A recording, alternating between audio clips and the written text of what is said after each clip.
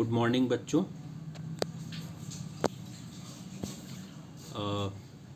जैसा कि आप लोगों को मालूम है कि हम लोग class 10th NCERT book history chapter 3 nationalism in India को फॉलो कर रहे हैं।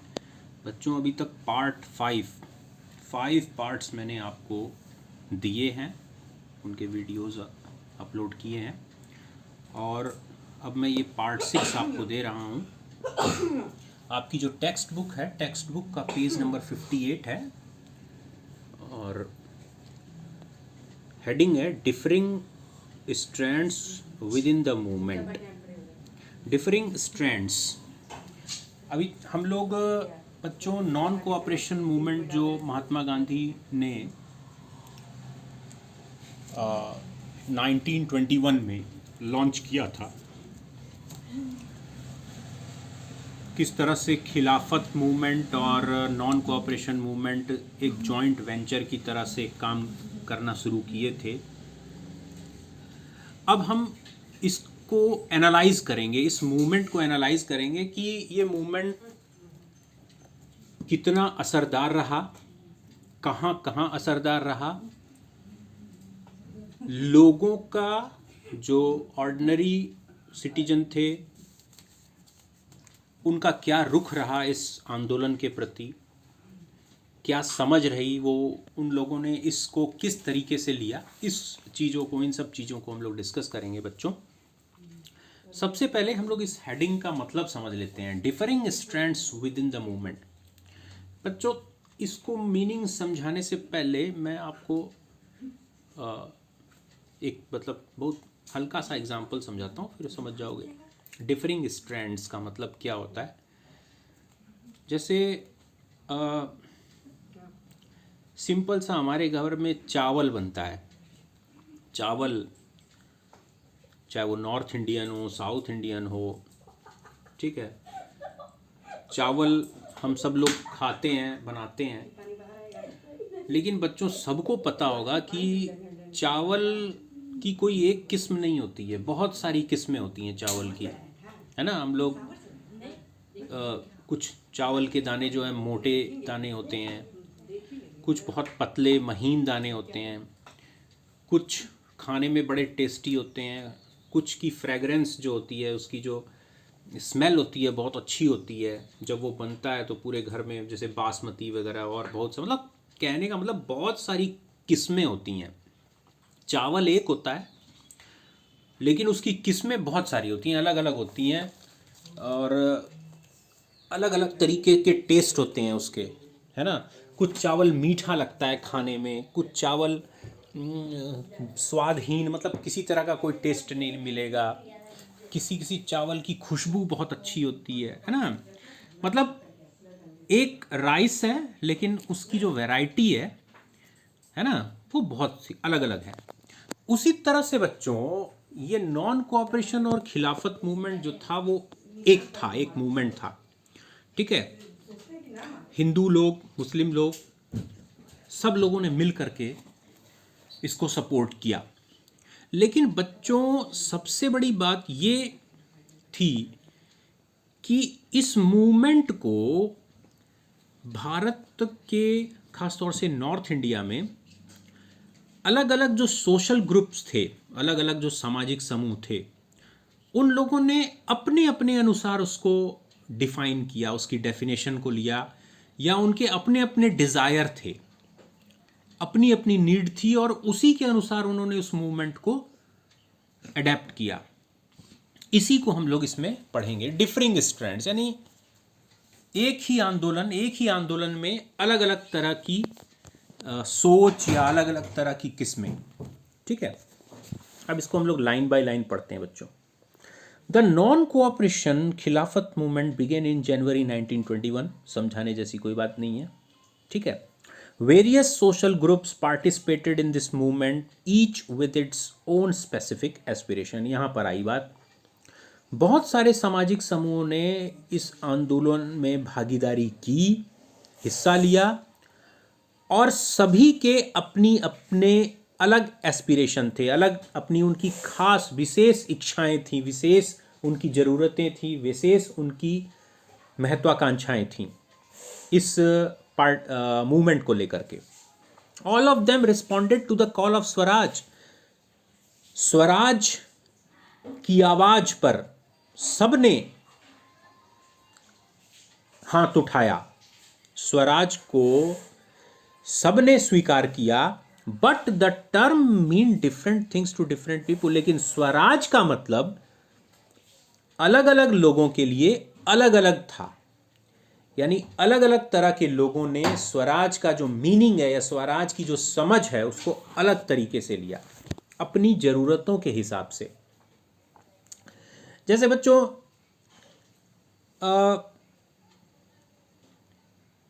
सिंपल सा एक एग्जाम्पल है कि अगर मान लो कि कोई एलोपैथिक दवाई की कोई टैबलेट है, दवाई की गोली है, एलोपैथिक मेडिसिन है, उसकी कोई टैबलेट है, वो टैबलेट टेबल पे पड़ी हुई है।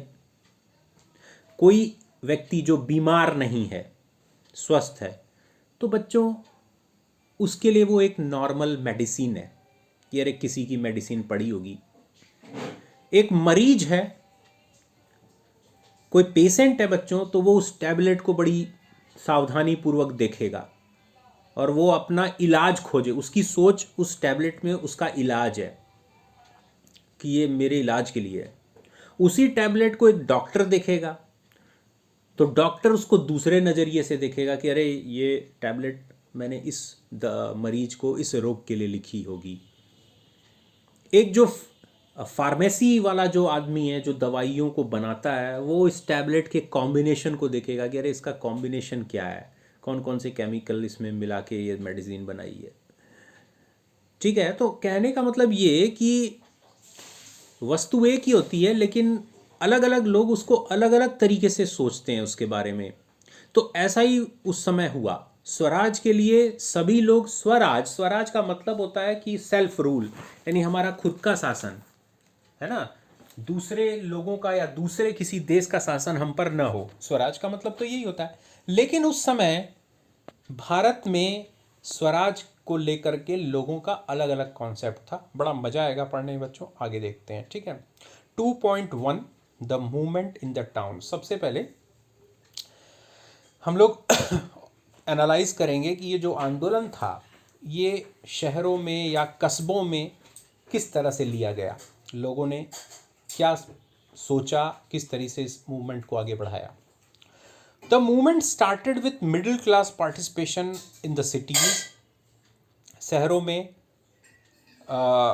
खास तौर से शहर में जो मध्यम वर्गीय लोग थे उन्होंने बढ़ चढ़ करके हिस्सा लिया।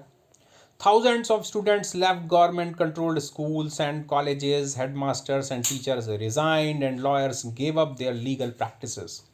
हजारों की संख्या में विद्यार्थियों ने ऐसे स्कूलों का बहिष्कार कर दिया, यानी छोड़ दिया, अपना नाम कटवा लिया, स्कूल छोड़ दिया जो कि सरकार के नियंत्रण से चलते थे। अंग्रेजी सरकार जिसका नियंत्रण था जिन स्कूलों पर, कॉलेज में हेडमास्टर और जो टीचर लोग थे उन्होंने रिज़ाइन दे दिया, इस्तीफ़ा दे दिया, त्याग पत्र दे दिया, नौकरी छोड़ दी। And lawyers give up their legal practice.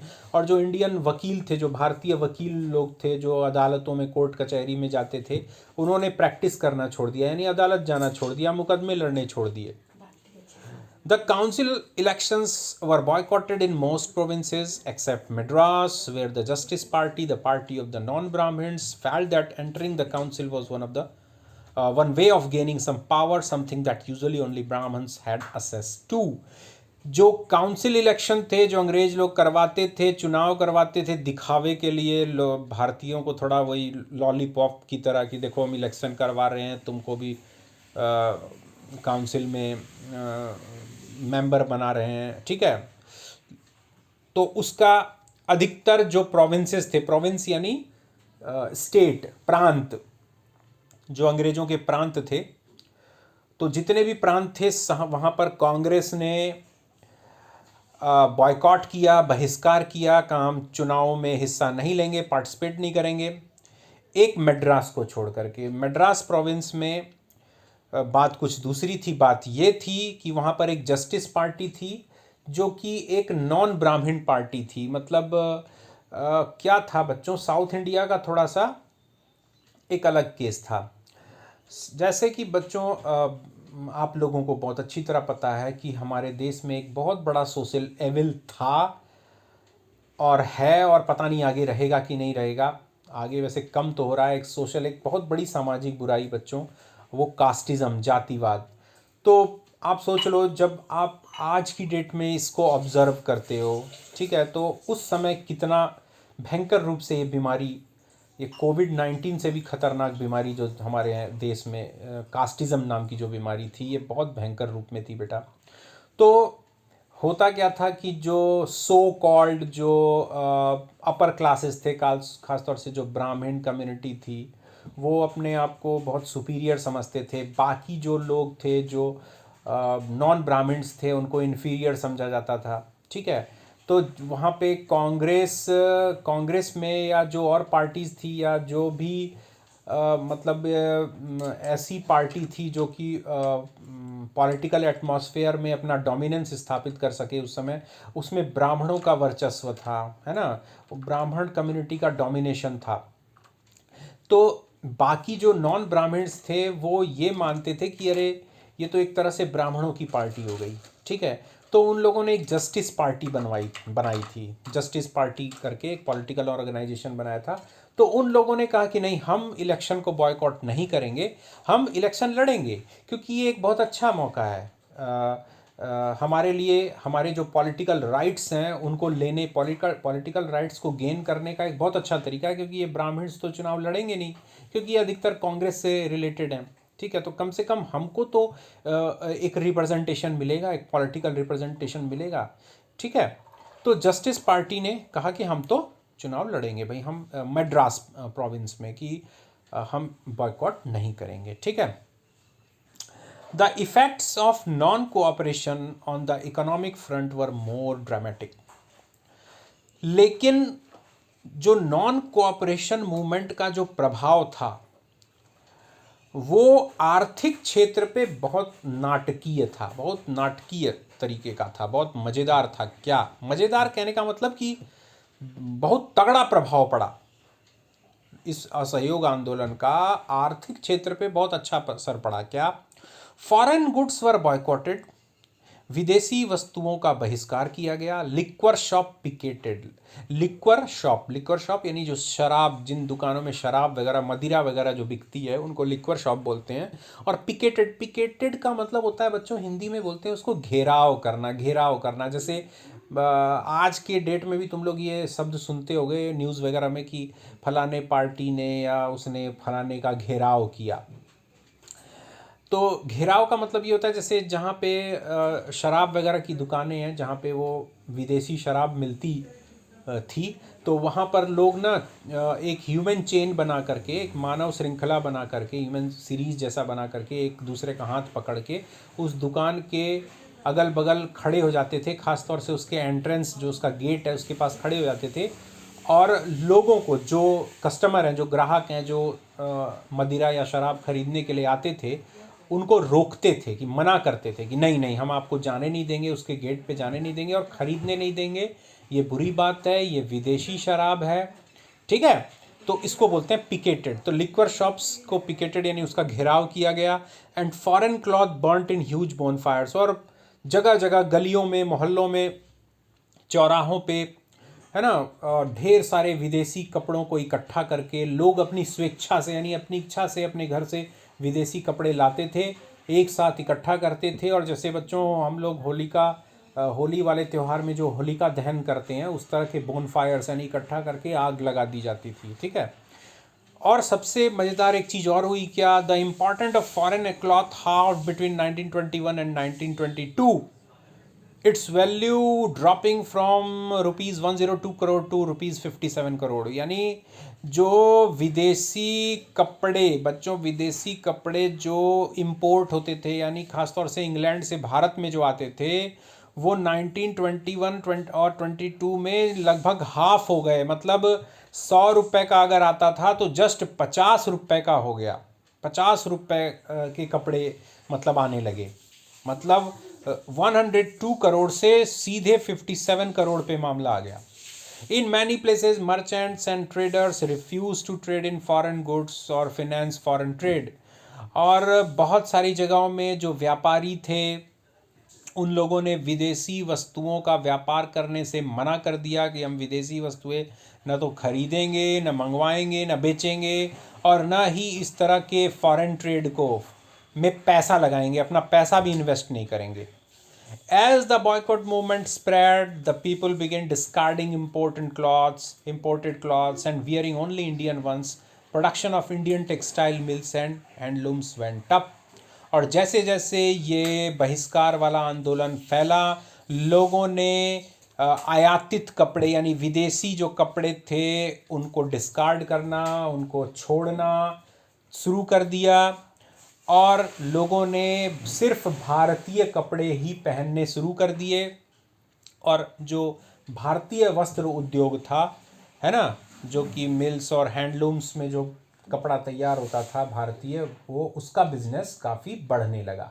भारतीय वस्त्रों की जो डिमांड है वो बढ़ गई। ठीक है, but this movement in the cities gradually slowed down for a variety of reason. लेकिन एकाएक तो ये आंदोलन खूब बढ़ा शहरों में, टाउन में।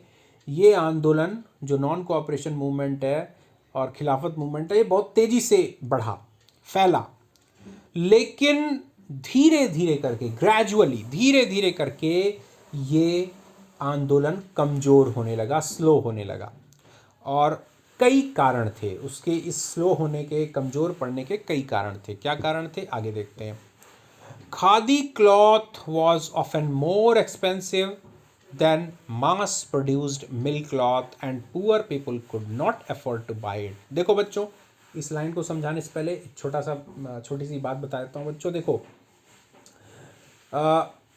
जब मशीन में कपड़े बनते हैं, यानी मशीनों का वो टेक्सटाइल जिसमें मशीनों का उपयोग होता है ना, मतलब हाथ का काम बहुत कम होता है मशीन से। तो मशीन से जो तैयार कपड़े होते हैं बच्चों, उसमें बहुत सारी अच्छी बातें होती हैं। अच्छी बातें ये होती हैं बच्चों कि उसकी फिनिशिंग बहुत अच्छी होती है, बहुत अच्छी फिनिशिंग होती है ना, एकदम मतलब स्मूथ कपड़ा तैयार होता है, कम समय में ज़्यादा कपड़ा तैयार होता है। तीसरी बात, उसकी जो लागत है, जो कॉस्ट है, कपड़ा तैयार करने में जो पैसा लगा वो बहुत कम लगता है, क्योंकि लेबर चार्जेस कम हो जाते हैं, यानी जो ह्यूमन लेबर है वो कम हो जाता है। सारा काम मशीनें करती हैं, बहुत तेज़ी से करती हैं, कम समय में ज़्यादा प्रोडक्शन होता है। ठीक है, तो इसलिए जब वो मशीन से तैयार हुआ कपड़ा जब मार्केट में आएगा तो डेफिनेटली उसकी प्राइस कम होगी। लेकिन बच्चों, जो खादी का जो कपड़ा जो भारत में तैयार होता था, भारत में मैकेनाइजेशन, जो मिल्स हैं, जो कॉटन मिल्स हैं, उसका मैकेनाइजेशन नहीं हुआ था, यानी मशीनों से काम बहुत कम होता था। अधिकतर काम हाथ से होता था, जो हैंडलूम होता है, चरखा, हथकरघा जिसको बोलते हैं। ठीक है, हाथ चरखे से ही, वो रुई से, कॉटन से धागा बनाया जाता था। फिर हाथ वाला जो करघा होता था उसी पे ताना बाना लगा करके और कपड़े तैयार किए जाते थे, खादी के कपड़े। तो इसमें अधिकतर मैन पावर यूज़ की जाती थी, ह्यूमन लेबर यूज़ किया जाता था। और हर स्टेप पे अगर आप ह्यूमन लेबर यूज़ करेंगे तो आपको बार बार वेजेस देने पड़ेंगे, मजदूरी देनी पड़ेगी। जितना ज़्यादा मजदूरी देंगे आप, उसकी कीमत, उसकी कपड़े की कीमत उतनी ही ज़्यादा बढ़ती जाएगी। यानी वैल्यू एडेड सिस्टम होता है बच्चों। वैल्यू एडेड सिस्टम इकोनॉमिक्स में तुम लोग पढ़े होगे कि जितना मतलब उस पर ज़्यादा एक्सपेंसेस होगा प्रोडक्शन में, तो उसकी जो प्राइस है, प्रोडक्ट की जो प्राइस है वो बढ़ती जाएगी। तो खादी का कपड़ा बच्चों, ये मिल मेड कपड़े की तुलना में काफ़ी महंगा पड़ता था। और गरीब जो गरीब थे वो अफोर्ड नहीं कर सकते थे, वो खादी का कपड़ा नहीं खरीद सकते थे। मिल का कपड़ा वो खरीद लेते थे, सस्ता पड़ता था। लेकिन खादी का कपड़ा, खादी जो है वो जमींदारों और बड़े बड़े जो लोग थे, जो प्रोफेशनल्स थे, उनके बीच में काफ़ी लोकप्रिय था, क्योंकि वो काफ़ी महंगा मिलता था। एक खादी उस समय एक तरह का स्टेटस सिंबल भी हो गया था। ठीक है, how then could they boycott mill cloth for a too long. तो वो उस मिल के कपड़े को कितने लंबे समय तक उसका बहिष्कार कर सकते थे, कब तक छोड़ सकते थे बेचारे। अरे भैया, क्या बोलते हैं कि आ, आप कहें कि नहीं, जैसे आपके पास सिर्फ चावल है और आप कहें कि नहीं हम चावल तो खाते ही नहीं, हम तो रोटी खाते हैं, हम तो चावल खाएंगे ही नहीं। आपके घर में सिर्फ चावल है, आटा है ही नहीं, गेहूं है ही नहीं। आप कब तक बहिष्कार कहेंगे, कब तक आप ये कहेंगे कि नहीं हम चावल नहीं खाते? नहीं, आपको मजबूर होकर खाना ही पड़ेगा। वही बात थी, ठीक है। अब खादी खरीद नहीं सकते, इतना महंगा पड़ रहा है, तो वो जो विदेश से आया हुआ मिल वाला कपड़ा है उसको हम कब तक, हम नंगे तो रहेंगे नहीं भाई, हमको कपड़ा तो चाहिए ही चाहिए, और वो भी सस्ता चाहिए। तो लोगों ने फिर खरीदना शुरू कर दिया, ठीक है। Similarly the boycott of British institution posed a problem.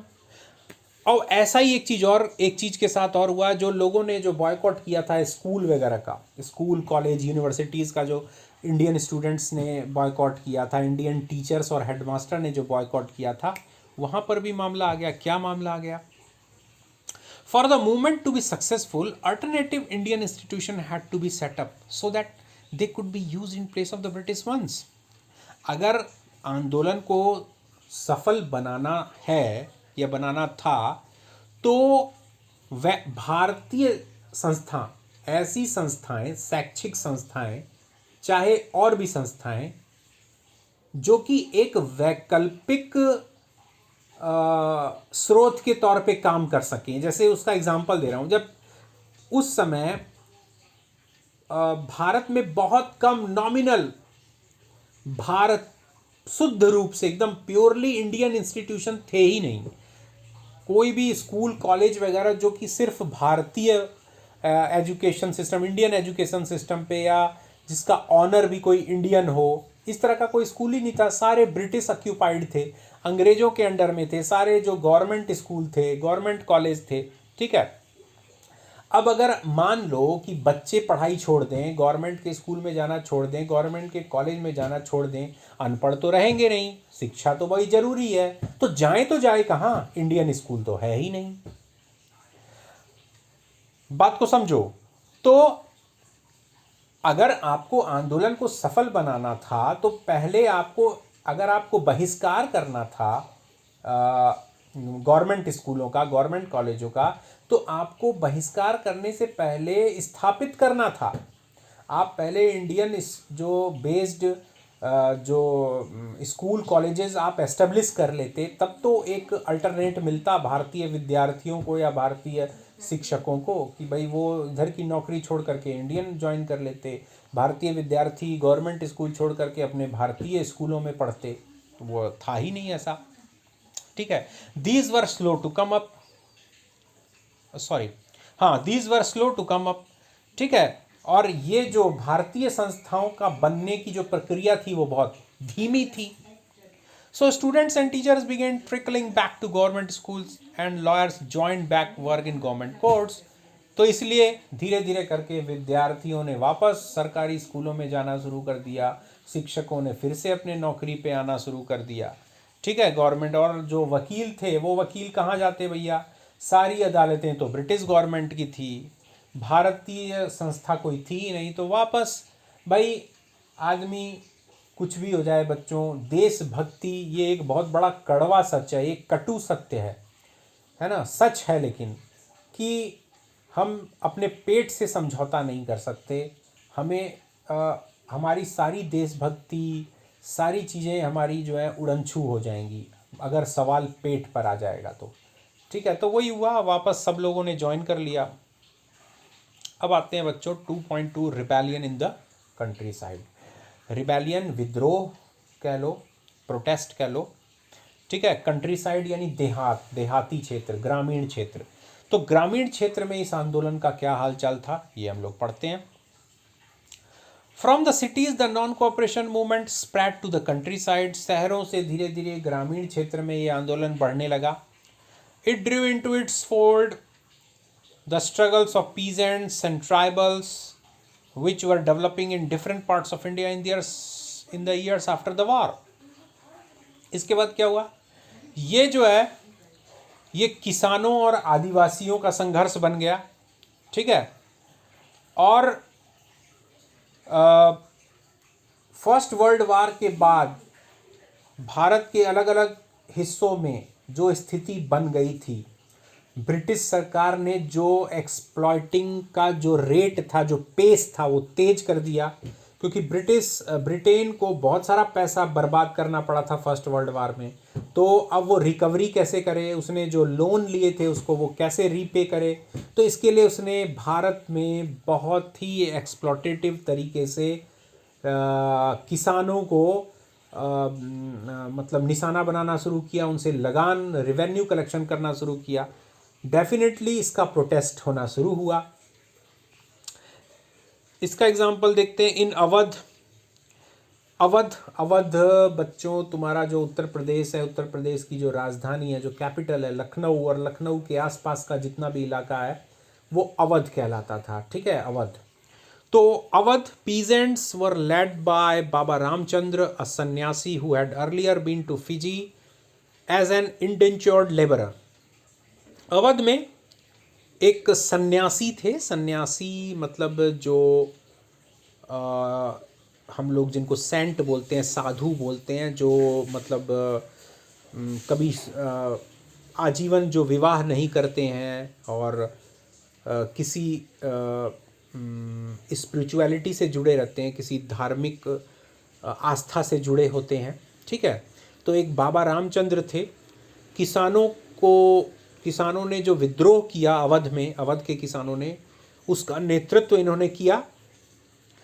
बाबा रामचंद्र पहले फिजी में एक इंडेंचर्ड लेबरर के तौर पे काम करते थे। बच्चों, इंडेंचर्ड लेबरर का मतलब होता है, इसको उस समय हिंदी में कहा जाता था गिरमिटिया मजदूर। गिरमिटिया मजदूर का मतलब होता है कॉन्ट्रैक्ट लेबरर। यानी अंग्रेज क्या करते थे बच्चों, अंग्रेज जो है भारत से मजदूरों को अपनी और जो कॉलोनीज़ हैं, क्योंकि ब्रिटेन की बहुत सारे जगह पे कॉलोनीज़ थी। आपका ऑस्ट्रेलिया हो गया, न्यूजीलैंड हो गया, मॉरिशस हो गया, साउथ अफ्रीका हो गया। ठीक है, आपके जो कैरेबियन आइलैंड्स हैं वो जो आपके हो गए। ठीक है, और बहुत सारे, मतलब इसीलिए बोलते हैं ना बच्चों कि एक कहावत थी कि ब्रिटिश राज में सूर्य अस्त नहीं होता, सन कभी सेट नहीं होता। ब्रिटिश एम्पायर का सन कभी सेट नहीं, ब्रिटिश एम्पायर में सूरज कभी अस्त नहीं होता। ठीक है, सूरज कभी डूबता ही नहीं है बच्चों। अगर ये कहावत है, और ये कहावत ही नहीं, ये सही बात थी। ब्रिटिश राज में सूरज डूबता ही नहीं था। अब आप लोग कहेंगे कि अरे ऐसा तो हो ही नहीं सकता, सूरज नहीं डूबता, सूरज तो डूबता ही। भाई सूरज तो डूबेगा ही, है ना। सूरज का तो टाइम है, वो तो ईस्ट में जो है राइज करेगा, वेस्ट में वो डूब जाएगा। वो तो उसका एक पर्टिकुलर टाइम है। लेकिन बच्चों सही में ब्रिटिश राज में सूरज क्यों? क्योंकि जो क्या बोलते हैं, इसके लिए थोड़ा सा ज्योग्राफी को समझना पड़ेगा बच्चों। बेसिकली मैं एक ज्योग्राफी टीचर हूँ, हिस्ट्री को मैं तुम लोगों को ऐसे ही बता रहा हूँ, और जब हम लोग ज्योग्राफी को फॉलो करेंगे तब हम लोग पढ़ेंगे।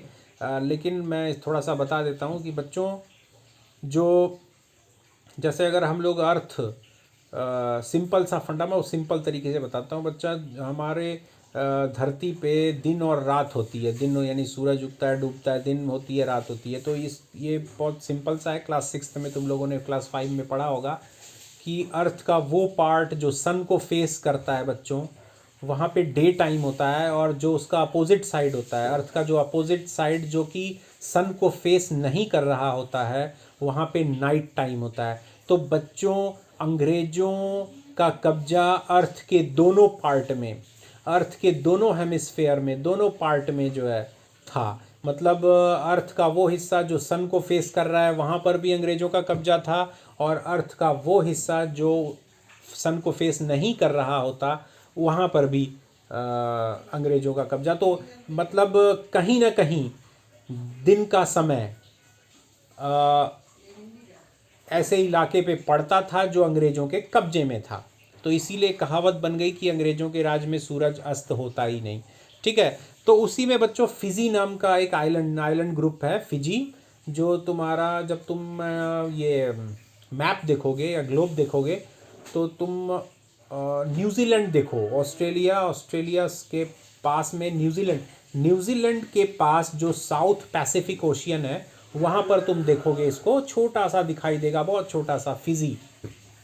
तो यहाँ पर भी बच्चों अंग्रेज़ों का कब्जा था, और ये क्या करते थे, मॉरिशस, फिजी, सूरीनाम वगैरह जो है यहाँ पर ये ना, और ये कैरेबियन आइलैंड्स जो हैं, जो वेस्ट इंडीज़ वगैरह जो क्रिकेट खेलते हैं, यहाँ पर ये ना इंडियंस को, यहाँ से इंडियंस को कॉन्ट्रैक्ट, यानी मतलब कॉन्ट्रैक्ट करवाते थे कि भाई ये आपसे 2 साल 3 साल का हम कॉन्ट्रैक्ट करते हैं, आपको वहाँ जा कर के काम करना होगा, ठीक है, और फिर आपकी मर्ज़ी, आप वापस आ जाओ, ठीक।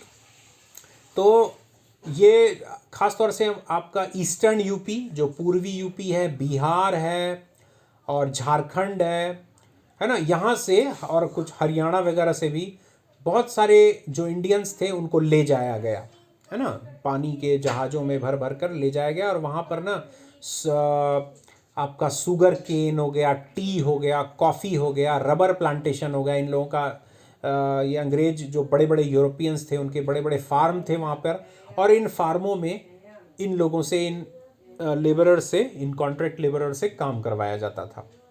इनको इंडेंचर्ड लेबरर कहा जाता था, ठीक है। वो नाम होता था कॉन्ट्रैक्ट। बाकी ये जो ब्रिटिश जो भी ये यूरोपियन जो बड़े बड़े मालिक होते थे फार्म हाउस के, ये किसी भी तरह की कोई जिम्मेदारी नहीं लेते थे। आप गए वहाँ काम कर रहे हैं, आप बीमार पड़ गए, मर गए, खप गए, उनकी कोई जिम्मेदारी नहीं है, ठीक है। बस वो कॉन्ट्रैक्ट कर लेते थे, उसके बाद फिर वो वापस आने का भी वो उनका कोई वो नहीं रहता था कि मतलब आपको वापस 3 साल आपका कॉन्ट्रैक्ट ख़त्म हो गया तो आपको वापस ले आएंगे, नहीं, वो अपनी बात से मुकर जाते थे, ठीक है। कोई आ गया तो आ गया, उसकी किस्मत, नहीं तो बहुत सारे लोग जो यहाँ से गए वो वहीं पे बस गए। आप जाएंगे तो आप मॉरिशस में जाएंगे बच्चों, मॉरिशस में पूरे इंडियंस, आधे इंडियंस भरे पड़े हैं, और आपको जान करके बहुत मतलब आश्चर्य होगा कि मॉरिशस जो है, वहाँ पे वहाँ की लैंग्वेज जो है वो फ्रेंच है, और फ्रेंच के बाद जो दूसरी सबसे ज़्यादा वहाँ बोली जाती है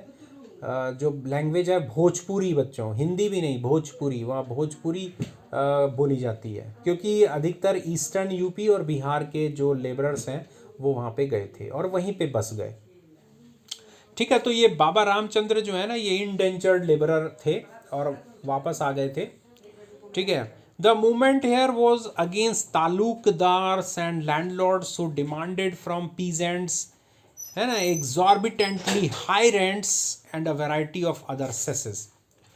ये यहाँ पर जो मूवमेंट था, यहाँ पर जो ये आंदोलन था अवध में, उस आंदोलन का कारण था बच्चों कि वहाँ पर तालुकदार और लैंडलॉर्ड, बच्चों तालुकदार क्या होता है, जैसे जो प्रिंसली स्टेट्स होते हैं, जैसे रियासत होती है, बड़े बड़े जो रियासतें होती हैं, रियासत के जो राजा लोग होते हैं, अब राजा लोगों के अंडर में बहुत सारी ज़मीनें होती हैं, है ना, कई कई हजार एकड़ ज़मीन होती है जो राजाओं के अंडर में होती हैं, राजा नवाब जो भी है ना।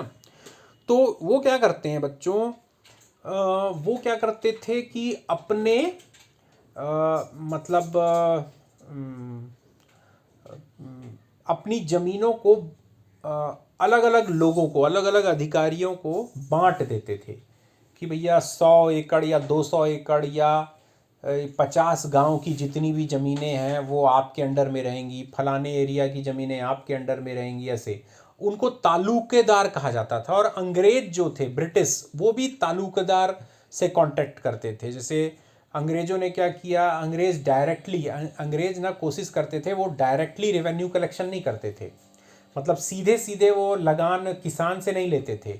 वो क्या करते थे, जमींदारों को, तुम लोगों ने क्लास 8th में बच्चों जो रिवेन्यू सिस्टम है, आपने ब्रिटिश पीरियड में जो रिवेन्यू सिस्टम जो था, है ना, वो आपने पढ़ा होगा, परमानेंट सिस्टम और कौन कौन सा जो सिस्टम था पढ़ा होगा, रैयतवाड़ी सिस्टम, महालवाड़ी सिस्टम, है ना, ये आपने पढ़ा होगा। तो उसी में ये तालुकदार वाला सिस्टम था। तो ये जो तालुकेदार होते थे, एक तरह से ये जमींदार होते थे, ठीक है। इनके अंडर में कई कई 100 एकड़ ज़मीन होती थी, कई गाँवों की ज़मीन इनके अंडर में होती थी, और लैंडलॉर्ड्स, जमींदारों।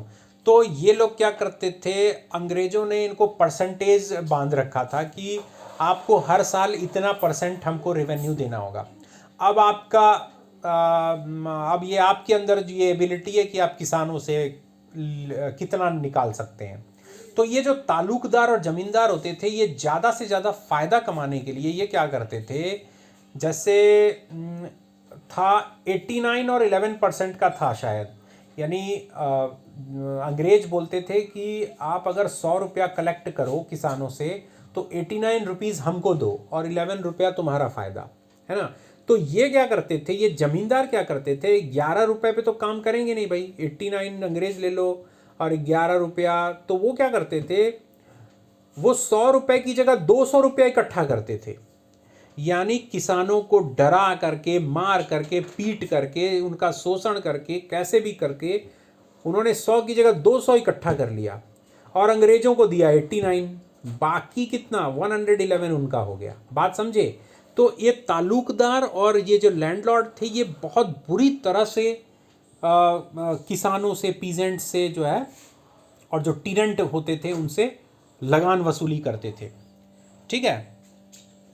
High rents and variety of other सेसेस, यानी हाई रेंट यानी किराया, जो टीनेंट्स हैं जैसे जो बटाईदार होते हैं, बटाईदार जैसे जो अधिया पर लेते हैं, अधिया आप समझते हो, जैसे मान लो मेरी ज़मीन है, मैं अपनी ज़मीन पे खुद खेती नहीं करता हूँ, मैंने किसी छोटे किसान को दे दिया कि लो भाई मेरी ज़मीन लो और मुझे कुछ अनाज वनाज मत देना, मुझे साल भर का 5,000 रुपया चाहे 10,000 रुपया दे देना, तुम जो मर्जी सो उगाओ, उगाओ चाहे मत उगाओ, चाहे तुम्हारा घाटा हो फ़ायदा हो, हमको एक साल का 8,000 रुपया 10,000 रुपया तुम दे देना, है ना। तो वो उनको टीनेंट्स बोलते हैं। ठीक है। इस तरह का भी होता था। तो वो जो रेंट था, जो किराया था ज़मीन का, वो बहुत हाई था। और वैरायटी ऑफ अदर सेसेस, सेसेस भी टैक्स होता है, सेसेस इज टाइप ऑफ टैक्स, सेसेस का मतलब होता है टैक्स। तो और कई तरह के टैक्स लेते थे। Peasants had to do begar and work for landlords farms without any payment. किसानों को अक्सर बेगारी करनी पड़ती थी। बेगारी का मतलब होता है अ वर्क विदाउट पेमेंट, यानी आप मेरे लिए काम करो, मैं आपका उस बदले में आपको मजदूरी नहीं दूंगा।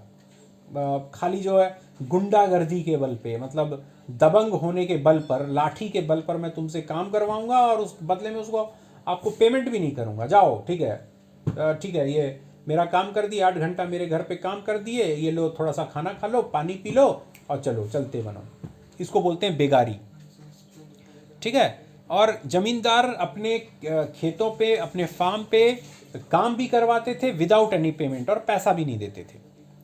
As tenants, they had no security of tenure, being regularly evicted so that they could acquire no right over the leased land.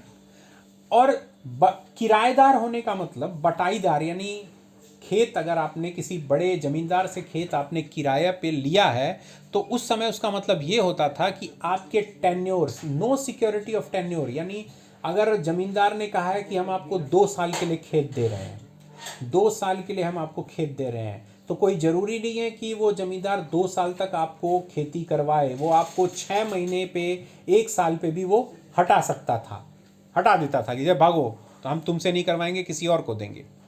ठीक है। हमेशा हटाते रहते थे। ठीक है। तो इस तरह से जो बेचारे टीनेंट से जो बटाईदार थे, उनका ज़मीन पर कोई अधिकार नहीं होता था। ठीक है। जो उन्होंने लैंड लीज पे ली है, किराए पे ली है, उस पर उनका कोई अधिकार नहीं होता था, उनको हटा दिया जाता था। ठीक है। अब जो किसान है बच्चों, जो किसान है जिसको सिर्फ खेती करना आता है, कोई और उसका एम्प्लॉयमेंट का सोर्स नहीं है, इनकम का, लाइवलीहुड का सोर्स नहीं है, उस ज़मीन से ही वो कमाता है, उसी ज़मीन से आप उसको हटा दो, कहो कि जाओ आज से तुम्हारी ज़मीन नहीं है, किसी और को हम ये ज़मीन देंगे, वो क्या करेगा बच्चों, क्या करेगा, है ना। The peasants' movement demanded reduction of revenue, abolition of begar, and social boycott of oppressive landlords. तो यहाँ पर जो अवध में किसानों ने जो ये आंदोलन है, इस आंदोलन को, इस नॉन कोऑपरेशन आंदोलन को में ये डिमांड रखी, ये मांग रखी कि रेवेन्यू यानी लगान कम किया जाए, बेगारी प्रथा को हटाया जाए, समाप्त किया जाए, और ये जो शोषण करने वाले जमींदार हैं इनका सामाजिक बहिष्कार होना चाहिए। ठीक है। सामाजिक बहिष्कार तो कैसे, आगे तुमको पता चल जाएगा। इन मैनी प्लेसेस नाई धोबी बंध वर organized by panchayats to deprive landlords of the services of even barbers and washermen. बहुत जगह पर तो किसानों ने पंचायत करके, पंचायत यानी मीटिंग करके नाई धोबी बंध का ऐलान कर दिया। इसका मतलब ये था कि जमींदार के घर में न तो कोई बाल काटने उसका जाएगा, उसकी शेविंग करने नहीं जाएगा, और न ही उसका कोई कपड़ा धोएगा। ठीक है। जमींदार क्या होता था बच्चों, जो ग्रामीण व्यवस्था होती थी, ग्रामीण व्यवस्था में उस समय, आज की बात नहीं कर रहा हूँ मैं, उस समय क्या होता था बच्चों की, ग्रामीण जो व्यवस्था होती थी उसमें जो जमींदार होता था वो कोई काम नहीं करता था, वो कोई दुकान नहीं करता था, कोई बिजनेस नहीं करता था, कोई काम नहीं करता था, वो जमीन का मालिक होता था। ठीक है, जमीनों को वो किराएदारों को दे देता था, किराएदार उसके यहाँ पहुँचाते थे अनाज, पैसा। ठीक है, फिर जमींदार ने जो गांव में जितने भी लोग होते थे वो बाकी सभी लोग जमींदार के लिए ही होते थे। यानी अगर कोई पुजारी पंडित है तो वो जमींदार के घर में पूजा कराने के लिए, ठीक है, होता था। ठीक है, और अगर कोई मतलब मिट्टी के बर्तन बनाने वाला है तो वो उस जमींदार के घर में मिट्टी का बर्तन पहुंचाता था, बदले में उसको अनाज मिलता था। ठीक है, जो कपड़ा धोने वाला होता था वो उसके यहाँ जाता था, उसका कपड़ा धोता था जमींदार का, बदले में उसको अनाज मिलता था। ठीक है, जो बाल काटने वाला होता था वो जमींदार के घर में जाता था, उसके यहाँ बाल काटता था, नाखून काटता था, तो उसको भी साल भर में के लिए अनाज मिलता था।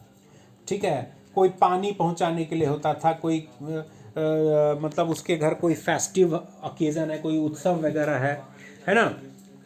तो कहने का मतलब जमींदार यानी राजा और बाकी जो सब लोग होते थे वो उसकी प्रजा, ये सिस्टम चलता था बच्चों। ठीक है, तो क्या बोलते हैं कि लोगों ने कहा कि नहीं, हम इस जमींदारों का सामाजिक बहिष्कार करेंगे। मतलब कोई जो सर्विस देने वाली जो भी लोग हैं, किसी भी तरह की सर्विस देने वाले, वो उसके घर नहीं जाएंगे, जमींदार के घर पे नहीं जाएंगे। ठीक है, क्योंकि शोषणात्मक रवैया था इन लोगों का। ठीक है, तो in June 1920, Jawaharlal Nehru began going around the villages in Awadh, talking to the villagers and trying to understand their grievances.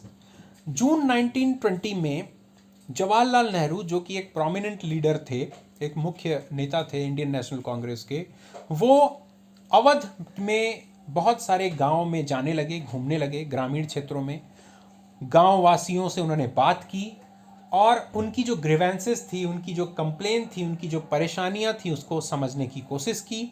Bye October the Awadh किसान सभा was set up headed by Jawaharlal Nehru, Baba Ramchandra and few others.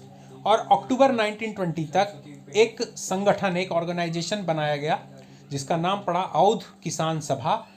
और इसमें जो main leader थे वो थे जवाहरलाल नेहरू थे, बाबा रामचंद्र थे और कुछ लोकल लीडर्स थे। Within a month over 300 branches had been set up in the villages around the region. और पूरे अवध क्षेत्र में एक महीने के अंदर इसकी 300 शाखाएं, इस संगठन की 300 शाखाएं बन गईं। So when the non-cooperation movement began the following year, the effort of the Congress was to integrate the Awadh peasant struggle into the wider struggle. और जब ये नॉन कोऑपरेशन मूवमेंट शुरू हुआ है ना, तो कांग्रेस का ये पूरा प्रयास था कि ये जो अवध के किसानों का जो संघर्ष है, इसको एक वृहद संघर्ष बना दिया जाए, एक विस्तारित संघर्ष बना दिया जाए और इसको नॉन कोऑपरेशन मूवमेंट में मर्ज कर दिया जाए। ठीक है, क्या हुआ फिर? The peasant movement however developed in forms that the Congress leadership was unhappy with. अब देखो यहाँ पर एक ट्विस्ट आ गया। क्या ट्विस्ट आ गया? ये जो आंदोलन, ये जो किसानों का, अवध के किसानों का जो ये आंदोलन, वो इस रूप में विकसित हुआ, इस तरह से आगे बढ़ा बच्चों, कि बाद में कांग्रेस नेतृत्व को, कांग्रेस के नेताओं को ये अच्छा नहीं लगने लगा। किसानों का ये जो आंदोलन है वो खराब लगने लगा। क्यों खराब लगने लगा? इसके पीछे भी कारण था। मतलब वो नाखुश हो गए, कांग्रेस के जो नेता है वो इस आंदोलन, इस किसानों के आंदोलन से नाखुश हो गए। As the movement spread in 1921, the houses of talukdars and merchants were attacked, bazaars were looted and grain hordes were taken over. जैसे जैसे ये किसानों का आंदोलन अवध क्षेत्र में 1921 में 1921 में बढ़ने लगा, तालुकेदारों, जमींदारों, व्यापारियों के घरों पर हमले होने लगे, बाजार में अनाज लूटने लगे। जो अनाज का गोदाम भर रखा था इन लोगों ने, उसको लोग लूट के ले जाने लगे, ठीक है। In many places, local leaders told peasants that Gandhiji had declared that no taxes were to be paid and land was to be redistributed among the poor. और बहुत सारे इलाकों में जो स्थानीय नेता थे, लोकल जो लीडर्स थे, उन लोगों ने किसानों से कह दिया कि अरे गांधी जी ने ये घोषणा की है, गांधी जी ने कहा है कि किसी भी तरह का कोई टैक्स नहीं देना है, कोई लगान नहीं देना है, और जो ये ज़मीनें हैं ये गरीबों में बांटी जाएंगी, ये किसानों का हक नहीं रहे, अरे जमींदारों का हक नहीं रहेगा, तालुकदारों का नहीं रहेगा, अब ये गरीबों में ये ज़मीन बटेगी। The name of Mahatma was being invoked to sanction all action and aspiration. और महात्मा गांधी का नाम कोई भी, चाहे एक्शन है ना, कोई भी जो स्थानीय नेता कोई भी एक्शन लेते थे, कोई भी नई मुहिम चलाते थे, कोई भी कैंपेन शुरू करते थे, तो उसके पीछे वो महात्मा गांधी का नाम लगा देते थे, चिपका देते थे कि गांधी जी ने ऐसा कहा है, गांधी जी ने वैसा कहा है, गांधी जी ने कहा है कि ऐसा करो, गांधी जी ने कहा है कि ऐसा मत करो, ठीक है, गांधी जी का नाम यूज करने लगे, ठीक। Tribal peasants interrupted the message of Mahatma Gandhi and the idea of Swaraj in yet another way. बच्चों अब आते हैं, अभी तक तो हमने पीजेंट्स के मामले को देखा, किसानों के मामलों को देखा, अब हम ट्राइबल आदिवासी लोगों का मामला देखेंगे। तो बच्चों नेक्स्ट वीडियो में, है ना, नेक्स्ट वीडियो में हम लोग देखेंगे कि किस तरह से जो ट्राइबल पीजेंट से, जो ट्राइबल एरियाज में जो किसान थे आदिवासी क्षेत्रों में, और जो फॉरेस्ट एरिया के आसपास जो किसान थे, उन लोगों ने कैसे रिस्पॉन्ड किया इस मूवमेंट को लेकर के। ओके बच्चों, और कोई भी तरह की प्रॉब्लम हो आप अपने कमेंट्स में बताइएंगे। मेरे चैनल को आप फॉलो करते रहिए, सब्सक्राइब करिए, और आपको नए नए videos part by part, line by line आपको मिलते रहेंगे। तब तक के लिए धन्यवाद।